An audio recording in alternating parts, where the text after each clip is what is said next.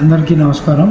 ఆళ్లగడ్డ మండల రైతులందరికీ మరొకసారి శుభాకాంక్షలు తెలియజేస్తూ, ఇప్పుడు ఈ సంవత్సరం ప్రధానమంత్రి ఫసల్ బీమా యోజన మనకు 6 పంటలకు నంద్యాల జిల్లాకు ఉన్నవి.